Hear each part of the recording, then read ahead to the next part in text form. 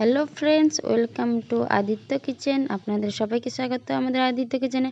আজকে আমি তোমাদের দেখাতে চাই একটা সুন্দর একদম নিরামিষ পেঁয়াজ রসুন ছাড়া একটা মিষ্টি তরকারি ভাতের জন্য, যেখানে সব রকম সবজি থাকবে আর সবাই খেতে পারবে খুবই আরামে।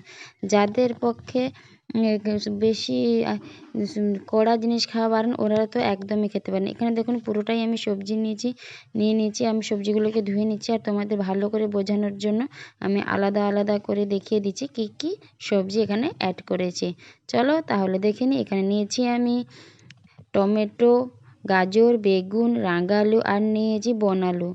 এখানে আমাদের ভাষায় এটাকে খোঁবালুও বলে। এটাকে বনালু, এটা দেখতে খারাপ হলেও খেতে অনেকটাই টেস্টি।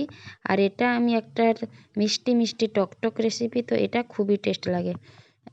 রাঙালু তো আমরা সবাই জানি। এবার চলে যাই রান্না করতে। এখানে আমি কড়াই বসিয়ে দিয়েছি, করে নেব গ্যাস অন। এবার চলে যাব আমার রান্না করতে। আমার কড়াই গরম হয়ে এসছে। আমি এতে দিয়ে দেব একদম সর্ষের তেল, যেটা আমরা সবাই রান্নাতে ব্যবহার করি। সর্ষের তেল অল্প একটু দিতে হবে, 2 টেবিল চামচের মতো। এখানে তেল আমার গরম হয়ে এসছে। এখানে আমি দিয়ে দেব 2-3টের মতো শুকনো লঙ্কা ছিঁড়ে দিয়ে দিব। আমার তেল একদম গরম হয়েছে। এবার আমি দিয়ে দিলাম শুকনো লঙ্কা। এই শুকনো লঙ্কা আমি দেওয়া হয়ে গেছে। এবার আমি দিয়ে দেবো ফোড়ন, 5 ফোড়ন যেটাকে আমরা বলি, আর দিয়ে দেবো একটু জিরে। ব্যাস, আমাদের ফোড়ন শেষ। অল্প রেসিপি আর অল্প সময় আমরা যদি রান্না করতে চাই, এই রেসিপিটা আমরা অনায়াসে ব্যবহার করতে পারবো আর খুব কম সময় হয়ে যাবে। এবার আমি দিয়ে দেবো একটু নুন, যাতে কড়াইতে সবজিগুলো জড়িয়ে না যায়, কারণ সবজিগুলো কাঁচা আছে। এবার আমি দিয়ে দেবো সব সবজি একসঙ্গে। এতে আমি দিয়ে দেবো সামান্য হলুদ, দিয়ে দেবো সামান্য নুন, দিয়ে ভালো করে একে মিশিয়ে নিব। এই নুন দিয়ে দিলাম। এবারে ভালো করে মিশিয়ে নেব। আর এটা অল্প সময়ে আর খুব সহজ রান্না। এতে কোনো বাটার এত ঝুট ঝামেলা থাকে না। বেশি কিছু মশলাপাতি অনেক কিছু দরকার হয় না। সামান্য একটুই লাগবে সর্ষে বাটা, সেটা আমি পরে দেখাচ্ছি। আমি এটাকে ভালো করে মিক্স করে নেব। দেখে নিন আমি কত সুন্দর করে মিক্স। এটা যেহেতু কাঁচা আছে, আমাদের এটা সেদ্ধ হতে সময় লাগবে, তাই আমরা গ্যাসের আঁচটা একদম লো করে নেব এবং ঢাকনাটা দিয়ে দেব।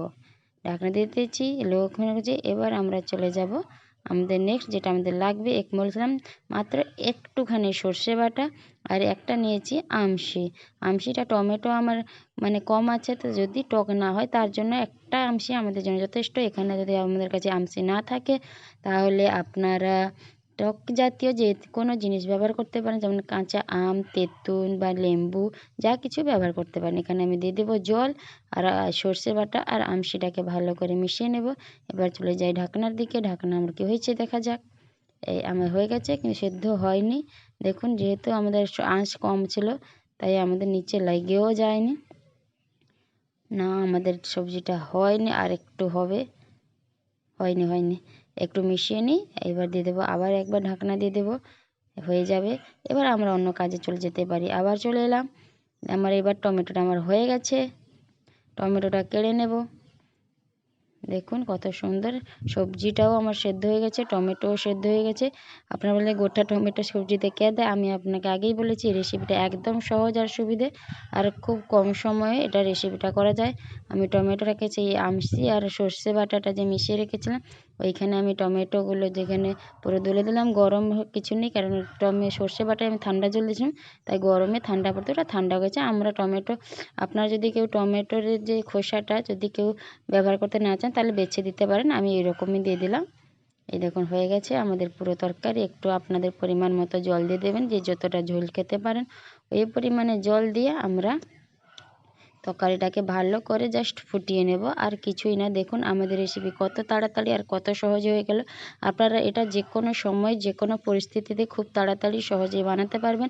অবশ্যই লাইক কমেন্ট শেয়ার করবেন। আমার রেসিপিটা যদি ভালো থাকে, আমার পেজ যদি নতুন, তাহলে অবশ্যই সাবস্ক্রাইব করে রাখবেন। এইভাবে নিত্য নতুন আর কম সময়ে যদি শর্টকাট রান্নার রেসিপি চান, তাহলে আমরা আমার চ্যানেলে আসতে পারেন।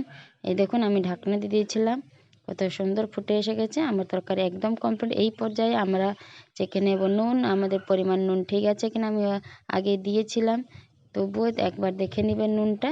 যদি নুন হয়ে থাকে, তো আপনাদের যেরকম ধরনের মানে ঝোল দরকার, সেইভাবে আপনারা দেখে নিয়ে নামিয়ে নেবেন, সার্ভ করতে পারেন। এটা যে কেউ খেতে পারে আর এটা স্বাস্থ্যের পক্ষেও খুব ভালো। দেখুন এখানে গাজর আছে, বেগুন আছে, রাঙালু আছে, যেটা স্বাস্থ্যের পক্ষে সবসময় ভালো, আপনাদের পক্ষেও সবসময় ভালো হতে পারে। Tata bye bye. আমাদের রান্না একদম কমপ্লিট। আমরা এবার রেখে নেব। এইভাবে সস্তা সুন্দর ভাবে রেসিপি জানার জন্য আমাদের চ্যানেল অবশ্যই সাবস্ক্রাইব করবেন, লাইক করবেন, শেয়ার করবেন। যদি ভিডিওটা ভালো লাগে অবশ্যই কমেন্ট করে জানাবেন কেমন হয়েছে। Bye bye, tata. এরকম সুন্দর রেসিপি নিয়ে আবার চলে আসবে। সাবস্ক্রাইব করে রাখবেন প্লিজ। দেখে নিন আমার কমপ্লিট রান্না।